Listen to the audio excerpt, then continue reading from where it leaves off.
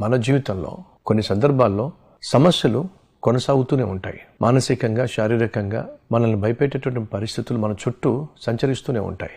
అటువంటి సమయంలో ధైర్యంగా మన జీవితాన్ని కొనసాగించాలన్నా, భయం లేకుండా బ్రతకాలి అన్నా మనకు తోడు కావాలి. ఎవరి తోడు?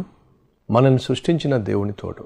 ఆయన దగ్గరకు నువ్వు వెళ్ళినట్లయితే నీ సమస్యను, నీ కష్టాన్ని ఆయనతో పంచుకున్నట్లయితే నీకు ధైర్యం వస్తుంది. శుభవార్త ఏమిటంటే, మన జీవితంలో అలుముకున్నటువంటి చీకటి కావచ్చు, మనల్ని భయపెట్టేటటువంటి పరిస్థితులు కావచ్చు, మనకు నెమ్మది లేకుండా చేయొచ్చు. కానీ శుభవార్త ఏమిటంటే, మనం సేవిస్తున్న దేవుడు సర్వ సృష్టిని సృష్టించినవాడు, భీకరమైనటువంటి వాతావరణాన్ని అణిచివేయగలవాడు. ఈరోజు నీ జీవితంలో ఎటువంటి పెను తుఫాను గుండా నువ్వు వెళ్తున్నావో ఆ పెను తుఫాను నువ్వు అణిచివేయలేకపోవచ్చు, కానీ నిన్ను సృష్టించిన దేవుడు, నిన్ను ప్రేమిస్తున్న దేవుడు నిన్ను కాపాడడానికి ఏ ఆశ్చర్య కార్యానైనా చేయగలడు. నువ్వు చేయాల్సిందల్లా ఈరోజు ఉన్న ఫలాన నీకున్న కష్టాన్ని, నీకున్న భయాన్ని, భీతిని